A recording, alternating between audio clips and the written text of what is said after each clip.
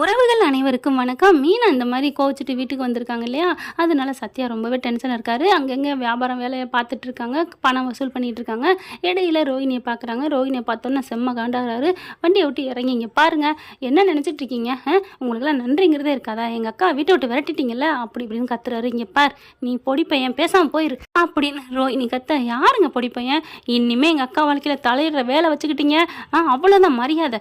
உங்கள் யோக்கியதைக்கு நீங்கள் வீட்டை விட்டு வந்தீங்க, அதுக்கு எங்கள் அக்காவை காரணம், எங்கள் அக்கா பிடிச்சி படுத்தி எடுக்கிறீங்க அப்படின்னு கத்திட்டு போக, போடா பொடிப்பையில் நீலாம் என்ன இந்தளவுக்கு பேச வச்சுட்டியா?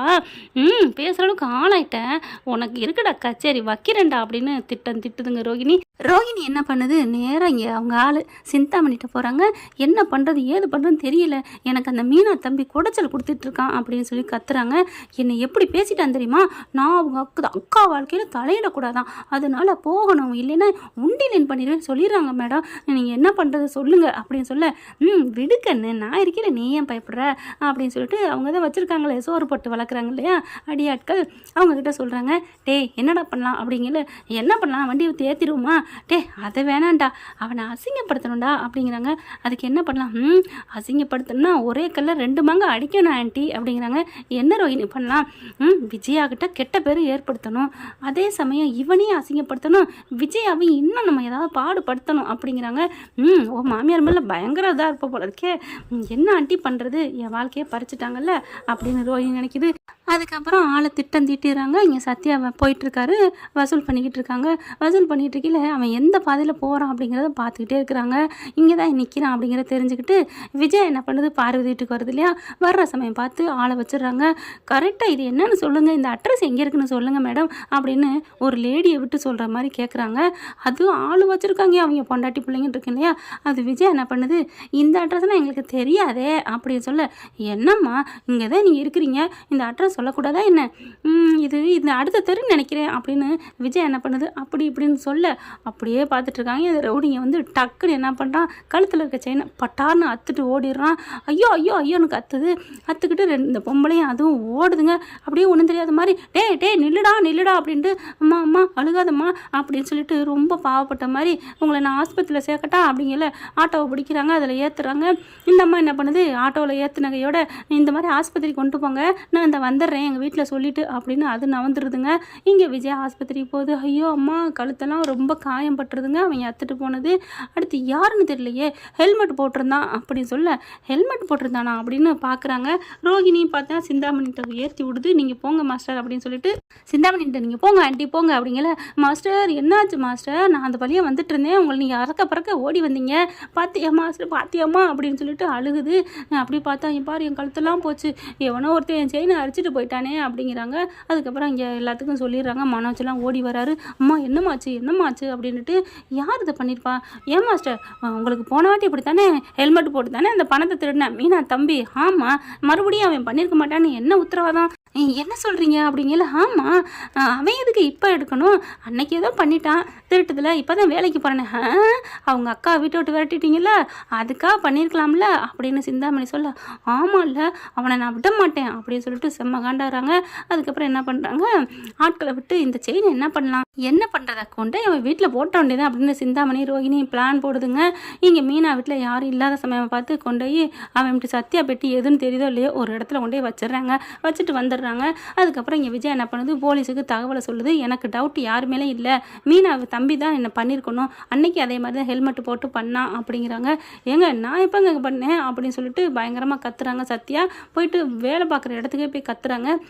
ஏன் எதுக்கு கத்துறீங்க சத்யாவை போட்டு அப்படின்னு சொல்லிட்டு ரேக்கா கேட்குது. இங்கே பாருமா இவன் திருடி இருக்கான், என்னங்க திருடினா, எப்போங்க திருடினா, அவன் என் கூட தான் இருந்தான், என்ன நினச்சிட்டு இருக்கீங்க அப்படிங்கிறாங்க. உங்கள் கூட இருந்தாங்கண்ணா, ஆமாங்க இன்னைக்கு ஃபுல்லாக நான் என் கூட தான் இருந்தான், என்ன நினச்சிட்டு இருக்கீங்க அப்படின்னு இங்கே ரேக்காவும் கத்துறாங்க. போலீஸ் பார்க்குறாங்க. இல்லைம்மா அதெல்லாம் சொல்ல முடியாது, நாங்கள் எல்லாத்தையும் தேடி பார்க்கணும் அப்படின்னு அவன் வண்டி கிண்டிலாம் பார்க்குறாங்க. ஒன்றும் இல்லை பார்த்தீங்களா போதுமா அப்படிங்கிறது அந்த பொண்ணு. அப்படின்னா வீட்டில் போய் பார்ப்போம் அப்படிங்கிறாங்க. ஏங்க அவர் இங்கே தான் இருந்தாங்கிறே, ஏம்மா எப்பாவது போயிருப்பாருமா, வாங்கம்மா நான் தான் சொல்கிறேனே இங்கே தான் இருந்தான்னு அப்படின்னு ரேகா சொல்லுது. ஆனால் யாருமே நம்பலை. அதுக்கப்புறம் எல்லாம் சரின்னு சொல்லிட்டு போவோம். இப்போ என்ன என் வீட்டில் இருந்தால் தானே அப்படின்னு போகிறாங்க. வீட்டுக்கு போனால் அங்கே பார்த்தா கரெக்டாக அங்கங்கேயும் தேடுறாங்க. வச்சாலும் கூடவே போகிறான். இங்கே அப்படிங்கிறாங்களா. தேடி பார்த்தா அங்கே செயின் இருக்குது. செயினை பார்த்தோன்னா ஆடி போகிறாங்க. என்னடா அது அப்படிங்கிற. அம்மா நான் இன்னைக்கு பூரா வரவே இல்லைம்மா அப்படிங்கிறாங்க. இன்றைக்கி வரல நேற்று எடுத்திருப்பேன் அப்படிங்கிற. நேத்தா இன்னைக்கு தானேங்க அடிச்சேன்னு சொல்கிறீங்க. ஆமாம்ல அப்படின்னு சொல்ல போலீஸ் பார்க்குறாங்க. இல்லை உங்கள் மேலே கம்ப்ளைண்ட் கொடுத்துருக்காங்க. யார் கொடுத்துருக்கா? விஜயா தான் அப்படிங்கிறாங்க. ஐயோ ஏன்டி உன் அத்தை சும்மாவே இருக்க மாட்டாளா அப்படின்னு சொல்ல என்ன பண்ணுன்னு தெரியலையே. அதுக்கப்புறம் சத்யாவை கைது பண்ணி கூட்டி போகிறாங்க. ஸ்டேஷனுக்கு ரேக்காவும் போயிருது. இங்கே பாருங்கள் சார் நான் சொல்கிறேன் என் கூட தான் இருந்தான்னு சொல்கிறேன் கேட்க மாட்டேங்கிறீங்க அப்படின்னு அடித்து சொல்கிறாங்க. இல்லைம்மா கம்ப்ளைண்ட் வந்திருக்குமா அவங்க கொடுத்துருக்காங்கல்ல நான் பார்த்தானே ஆகணும் அப்படிங்கிறாங்க. விஜயா என்ன தான் கம்ப்ளைண்ட் கொடுத்தாலும் சரி நான் இருக்கேன் சத்யா உங்களுக்காக நான் எங்கே வேணாலும் வந்து நான் நிற்பேன் அப்படின்னு சொல்ல அங்கே இருக்கிற 2 ஆள் என்ன பண்ணுறா சிந்தாமணிகிட்ட போயிட்டு என்னக்கா உங்கள் பொண்ணு அவனுக்காக நிற்பேன்னு அங்கே நிற்கிது. ஐயோ இவளை என்ன பண்ணுறது தெரியலேன்னு வேகமாக சிந்தாமணி வருது. இங்கே நிற்கிற வாடி அப்படிங்கல. சும்மா நில்லுமா என் கூட தான் சத்யா இருந்தான் ஆனால் இவங்க பொய்யா கம்ப்ளைண்ட் கொடுத்துருக்காங்க அதெல்லாம் முடியாது நான் சத்யா வெளியில் எடுத்துகிட்டு தான் வருவேன் அப்படின்னு சொல்ல ஐயோ இவ என்ன பிடிவாதமாக இருக்காளே கோர்ட்டு ஜெயிலுன்னு இவ இங்கே வந்து அசிங்கப்படுவாளே இப்போ என்ன பண்ணுறது ஒன்றும் புரியலையே அப்படின்ட்டு தன்னோட அடியாட்கள் இருக்கும் இல்லையா அவங்ககிட்ட போய் ஏதாவது பண்ணி தொலைங்கடா அப்படிங்கிறாங்க. என்னக்கா பண்ணணும்? நான் தான் இந்த மாதிரி சத்யா மேல உள்ள கோவத்தில் பண்ணிட்டேன்னு சரண்டாங்கடா செயினை கொடுத்துருவாங்க விட்டுடலாம் 1 வாரம் 10 நாள் உன்னை நான் வெளியில் எடுத்துறேன்டா என் மக வாழ்க்கடா அப்படின்னு சொல்ல விடுக்கா உனக்கா நான் என்ன வேணாலும் செய்வேன் அப்படின்ட்டு வணக்கம் தலைவரே அப்படின்னு ஒருத்தன் வந்துடுறாங்க. என்னையா அப்படிங்கல. ஒன்றும் இல்லை சார் அந்த செயினை நான் தான் எடுத்தேன். என்னது நீ தான் எடுத்தியா? எடுத்தேன்னு சொல்லாதடா அறுத்தேன்னு சொல்லு அப்படிங்கிறாங்க. சரிங்க சார் ஏன்டா எடுத்த அப்படிங்கல.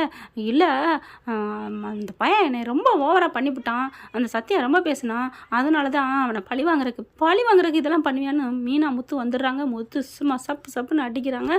அதுக்கப்புறம் பார்த்தா அந்த செயினை கொடுங்கடா அப்படிங்கிறாங்க. செயின் எங்கள் வீட்டில் தான் சார் எடுத்திருக்காங்க அவங்ககிட்ட நீங்கள் தான் கொடுக்கணும் அப்படிங்கிறாங்க. அதுக்கப்புறம் அந்த போலீஸ்காரங்க என்ன பண்ணுறாங்க முத்து எழுதி கொடுக்க சொல்லிட்டு செயினை கொடுத்துட்றாங்க. இது உங்கள் அம்மா நகையா அப்படின்ட்டு. ஆமாம் அப்படிங்கிறாங்க. என்ன பண்ணுறது? ஏன் சார் நீங்கள் பாட்டுக்கு என்ன பண்ணுறதுன்னு ஈஸியாக இப்போ ஒருத்தன் வந்துட்டேன் என் தம்பியை விட்டுட்டீங்க அவன் வரலன்னா என் தம்பி தானே குற்றவாளின்னு வச்சுருப்பீங்க. என்னம்மா பண்ணுறது? ஒருத்தவங்க கம்ப்ளைண்ட் கொடுத்தா எடுத்தானே ஆகணும் அதில் உண்மை இருக்கான்னு பார்க்க மாட்டீங்களா அப்படின்னு மீனா கத்துறாங்க. அம்மா மன்னிச்சுக்கோங்கம்மா தம்பி போப்பா கூப்பிட்டு உங்கள் அக்கா கூப்பிட்டு கிளம்புப்பா அப்படிங்கிறாங்க. அதுக்கப்புறம் வெளியில் வராங்க. ரேகா பார்த்து கையெடுத்து நன்றி சொல்கிறாங்க. மீனா முத்து சத்யா 3 பேருமே. ரேகா உடனே எதுக்கு எனக்கு எதுக்கு இதெல்லாம் எங்கள் அம்மா பண்ண தப்புக்கு நான் உங்களுக்கு பிராய்ச்சித்தம் பண்ணுறேன் அப்படிங்கிறாங்க. என்னம்மா சொல்கிற? இது எங்கள் அம்மாவோட வேலை தான் அப்படிங்கிறாங்க. எப்படி பார்த்துறீங்க? எப்படின்னா இந்த நிற்கிறானே இது எங்கள் அம்மா கூட தான் நான் பார்த்துருக்கேன் இதை நான் அங்கே சொல்லியிருக்கலாம் ஆனால் என்ன பண்ணுறது பெத்த தாயா போச்சே அப்படின்னோன்னு செம்ம காண்டாகிறாங்க. முத்துக்கும் கோங்கோமாக வருது. இப்போ என்ன ரேகா பண்ணுறது உங்கள் அம்மாவை அப்படிங்கல. நான் என்ன முத்து பண்ணுறது என்னை மன்னிச்சிருங்க மீனா நீ மன்னிச்சிருங்க மீனாக்கா மன்னிங்க அப்படின்ட்டு சத்யாட்டே மன்னிங்கன்னு இவங்க மன்னிப்பு கேட்குறாங்க. இவங்கெல்லாம் நன்றி சொன்னாங்க. இப்போ ரேகா மன்னிப்பு கேட்குது. அங்கே தள்ளி நிற்கிது சிந்தாமணி. இங்கிட்டு வெளில வந்த கூட நில்லுடி அப்படின்னு ரேகா பிடிச்சி பயங்கரமாக அதட்டுது. ஏன்டி இப்படிலாம் பண்ண உன்னை கம்பெனியை விடாமல் பண்ணிட்டேன்னு சந்தோஷப்படுமா? என்னடி சொல்கிறேன் எனக்கு எல்லாம் தெரியுமா அந்த ஆளை அனுப்பி நகை எடுக்க சொன்னது சத்யா மேலே பழி போட்டது நீ தானே எனக்கு தெரியும். ஐயோ தெரியுமோ அப்படின்னு திருன்னு முழிக்க அப்படியே போகிறாங்க. டக்குன்னு கையை பிடிக்கிறாங்க. எங்கே போகிற? விடுறே நான் போக முடியாதுமா அப்படின்னு சொல்லிட்டு கை இப்படி ஓங்கிடுறாங்க. பெத்த தாயின்னு பார்க்குறேன். என்னடி என்ன அறையிற அப்படிங்கல. ஆமாம் நீ எவ்வளோ பெரிய கேடி வேலை பார்த்துருக்க அவர் என்னமா பண்ணாரு?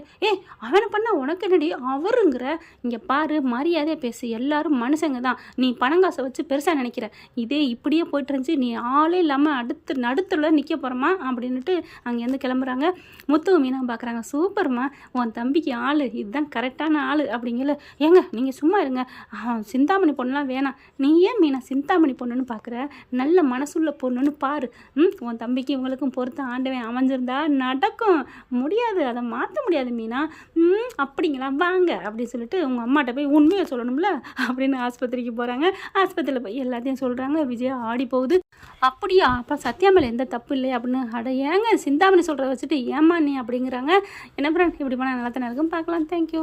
இந்த வீடியோ உங்களுக்கு பிடிச்சிருந்தா தயவு செய்து லைக் பண்ணுங்க. இன்னும் அப்டேட்ஸ்க்காக சேனலை சப்ஸ்கிரைப் பண்ண மறக்காதீங்க. நம்ம கிட்ட இருக்க எல்லா சேனல்ஸோட லேட்டஸ்ட் வீடியோ அப்டேட்ஸ்க்காக மேல ரைட் சைடுல காட்டுற லிங்கை கிளிக் பண்ணி வாட்ஸ்அப் குரூப்ல ஜாயின் பண்ணுங்க. உங்களிடம் விடைபெறுவது நான் உங்கள் மெஹர்.